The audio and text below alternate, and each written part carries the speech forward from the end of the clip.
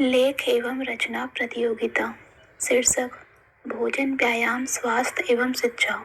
प्रस्तावना। संसार के सभी जीवों को भोजन की आवश्यकता होती है। भोजन से ही जीव जीवित रहकर अपने दैनिक कार्यों को संपन्न करता है। प्रत्यक्ष या अप्रत्यक्ष रूप से प्रत्येक जीव भोजन की ही तलाश में दिन भर भटकता रहता है। कहते हैं, पेट न होता तो किसी से भेंट न होता। भोजन भोजन वह खाद्य पदार्थ है जिसे ग्रहण कर प्रत्येक जीवधारी ऊर्जा प्राप्त करता है। संसार में अधिकतर ऐसे हैं जो जीने के लिए खाते हैं, किंतु कुछ ऐसे लोग भी हैं जो खाने के लिए जीते हैं। वे अपना तो कम किंतु दूसरे के यहाँ जाने पर पूरी सामर्थ्य के साथ भोजन करते हैं, भले ही दूसरे दिन अस्पताल में ही क्यों ना जाना पड़े। वे दो तरफ से बर्बादी करते हैं। जो लोग जीने के लिए खाते हैं वे बुद्धिमान हैं, क्योंकि वे संतुलित भोजन करते हैं और वही भोजन शरीर में अमृत का कार्य करता है। असंतुलित भोजन विष के समान होता है। भोजन उतना ही ग्रहण करें जिनसे यह महसूस हो कि यदि कहीं आवश्यकता पड़ी तो कुछ खाया जा सके। व्यायाम बिना कुछ परिश्रम किए यदि संतुलित भोजन भी खाया जाए तो वह भी विष ही बन जाता है। इसलिए हमें यह व्यायाम की आवश्यकता होती है। जो लोग शारीरिक श्रम करते हैं उन्हें व्यायाम की कम आवश्यकता पड़ती है। कुछ व्यायाम भोजन के बाद भी किए जा सकते हैं, किंतु अधिकतर व्यायाम भोजन से पहले ही किया जाता है। व्यायाम के अंतर्गत खेलना, कूदना, दौड़ना, साइकिल चलाना, कसरत करना, टहलना, योगासन तथा प्राणायाम आदि आते हैं। कथा सम्राट मुंशी प्रेमचंद जी ने लिखा है कि हराम की कमाई खाए बिना पेट फूल ही नहीं सकता। यहाँ हराम की कमाई खाने से मतलब बिना परिश्रम किए भोजन प्राप्त कर लेने से है। परिश्रम से कमाई करके खाने वाले का पेट कभी नहीं फूलता। पेट फूलना सभी बीमारियों की जड़ है। इसी का दूसरा नाम मोटापा है। आज मोटापे की समस्या आम हो गई है, क्योंकि लोग बिना मेहनत के भोजन पाने की तलाश में रहते हैं। फास्ट फूड के शिकार अधिकतर बच्चे हो रहे हैं। सुबह ही उन्हें स्कूल के लिए तैयार कर दिया जाता है, अन्यथा बस छूट जाएगी। ऐसे में वे कोई व्यायाम नहीं कर पाते और उनके टिफिन बॉक्स में फास्ट फूड भर दिया जाता है, क्योंकि उसे तैयार करने में शायद कम समय लगता होगा। इस तरह से जिनके हाथों में भविष्य की बागडोर आने वाली है, वे मोटापे के शिकार होकर रोगी हो जाते हैं। इस समस्या का हल अब मुश्किल नजर आता है, क्योंकि आज हम आधुनिकता की आंधी में उड़ रहे हैं।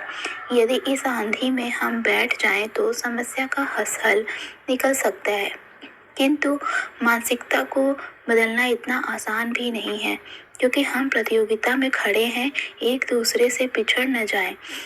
जीवन में यदि कुछ दिन निरोगी काया लेकर रहना है तो हमें 24 घंटे में 1 घंटे व्यायाम के लिए निकालना चाहिए और फास्ट फूड से दूर रहना चाहिए।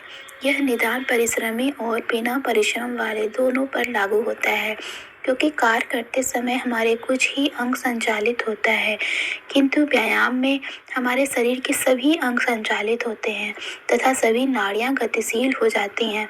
सभी नसों से रक्त संचार समान रूप से होने लगता है, जिससे हम शारीरिक और मानसिक रूप से स्वस्थ और ताज़ा महसूस करते हैं।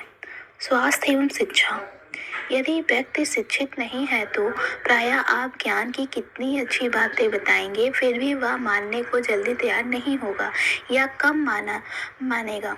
जब हम शिक्षा प्राप्त कर ज्ञान आदि कर लेते हैं तो हमें अपने स्वास्थ्य का भी ज्ञान हो जाता है कि किस प्रकार से स्वस्थ रह सकते हैं।